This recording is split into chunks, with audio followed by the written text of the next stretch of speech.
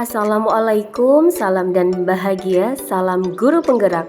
Pada kesempatan kali ini saya Faridah, calon guru penggerak angkatan 11 dari Kabupaten Pemalang, unit kerja SDN 02 Blimbing, Kecamatan Ampel Gading, akan memaparkan kesimpulan dan refleksi pemikiran Ki Hajar Dewantoro pada tugas koneksi antar materi pada modul 1.1.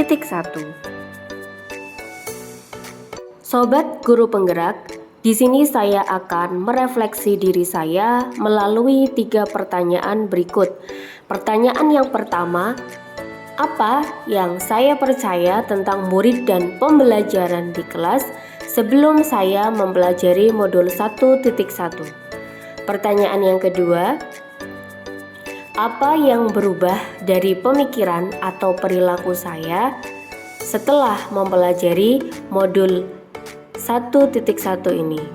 Dan pertanyaan yang ketiga, apa yang dapat segera saya terapkan untuk bisa lebih baik lagi agar pembelajaran saya mencerminkan pemikiran Ki Hajar Dewantoro? Saya percaya tentang murid dan pembelajaran di kelas sebelum saya mempelajari modul 1.1 bahwa guru mendominasi pembelajaran atau teacher center dalam pembelajaran. Saya terlalu banyak ceramah dan siswa hanya duduk diam dan mendengarkan. Yang kedua, pembelajaran terfokus pada ketercapaian materi dan KKM atau mengutamakan aspek kognitif anak saja.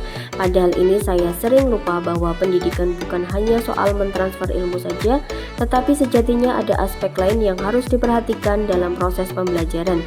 Yang ketiga, guru kurang memahami karakteristik anak. Yang keempat, siswa pasif dan motivasi belajar rendah. Dan yang terakhir, yang menjadi fokus utama saya adalah suasana yang tertib, tenang, dan anak-anak memahami materi. Sobat guru penggerak, berikut adalah gambaran bagaimana suasana di dalam kelas saya sebelum mempelajari modul 1.1 ini. Adapun kegiatan belajar mengajarnya adalah sebagai berikut. Di dalam proses kegiatan pembelajaran yang saya lakukan sebelum saya mempelajari modul 1.1 ini, saya cenderung mendominasi pembelajaran atau teacher center dalam pembelajaran saya. Saya terlalu banyak ceramah dan siswa hanya duduk diam dan mendengarkan.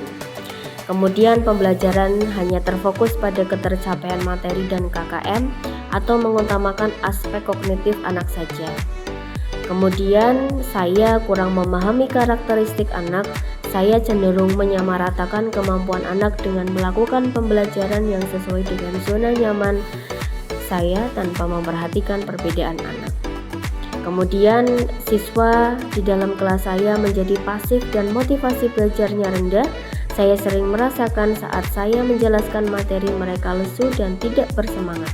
Kemudian saya menanyakan kepada anak-anak apakah ada pertanyaan, mereka hanya duduk terdiam saja.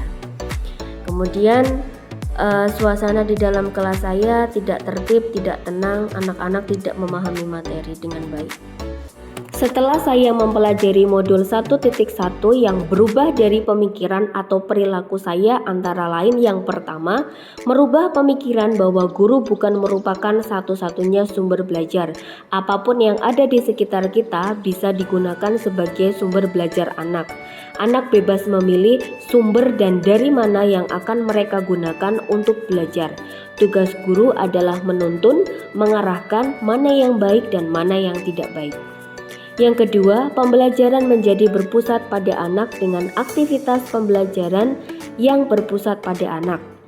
Anak akan menjadi lebih aktif karena terlibat dalam proses pembelajaran, sehingga mereka dapat mengkonstruksi pengetahuannya. Yang ketiga, saya dapat lebih menghargai setiap karakteristik belajar anak. Anak terlahir berbeda, setiap individu memiliki keunikannya masing-masing. Saya sadar dengan adanya perbedaan ini akan menjadikan pembelajaran lebih berwarna. Bagaimana sebagai seorang pamong saya harus dapat menuntun anak sesuai dengan kodratnya. Selain itu, setelah mempelajari modul 1.1 ini juga dapat merubah perilaku saya, antara lain seorang guru dapat mengemas pembelajaran secara menarik agar motivasi belajar siswa meningkat. Yang kedua, dalam pembelajaran seharusnya seorang guru dapat memerdekakan siswa. Salah satu contohnya adalah memberikan kebebasan kepada anak untuk menyelesaikan tugas sesuai dengan minat, bakat, dan kreativitasnya masing-masing.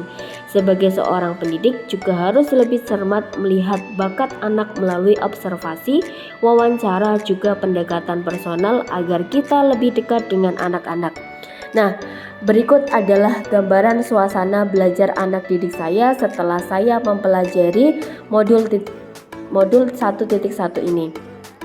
Mereka belajar langsung dengan alam, kemudian mereka juga melakukan praktikum membuat magnet dengan media langsung, cara pembuatan magnet, kemudian cara penanaman tanaman hidroponik dengan langsung praktek untuk mereka bisa menanam tanaman hidroponik, kemudian mereka membuat pot dari botol bekas. Jadi kita manfaatkan barang-barang sampah atau barang-barang bekas untuk kita jadikan pot yang bagus dan bisa bermanfaat.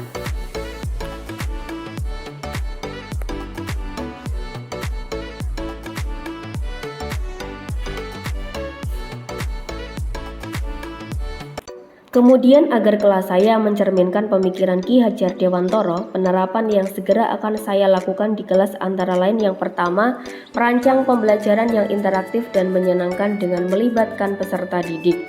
Yang kedua, menerapkan pembelajaran berbasis kearifan lokal dan budaya setempat. Yang ketiga, menerapkan konsep merdeka belajar dan mengintegrasikan setiap pembelajaran dengan capaian profil pelajar Pancasila. Yang keempat, pembelajaran yang mengutamakan aspek budi pekerti. Yang kelima, menerapkan sistem AMONG atau pendidikan yang menuntun bukan menuntut. Yang keenam, pembelajaran yang sesuai dengan kodrat alam dan kodrat zaman. Dan yang terakhir adalah mengintegrasikan permainan dalam pembelajaran. Berikut adalah kesimpulan yang dapat saya sampaikan, yaitu dasar-dasar pemikiran dari Ki Hajar Dewantara harus segera kita terapkan dalam proses pembelajaran di kelas ataupun di sekolah. Di antaranya, pendidikan adalah menuntun anak sesuai dengan minat dan bakatnya. Pendidikan bukan hanya ilmu akademis saja, namun perlu penanaman budi pekerti yang baik. Pendidikan sejatinya adalah berhamba kepada anak. Sobat Guru Penggerak, demikianlah pemaparan saya tentang koneksi antar materi tentang pemikiran filosofis Ki Hajar Dewantara. Dan mohon maaf apabila ketika saya dalam penyampaian materi ada salah-salah kata dalam penyampaiannya. Salam Guru Penggerak, kita bergerak, tergerak, dan menggerakkan. Salam dan bahagia.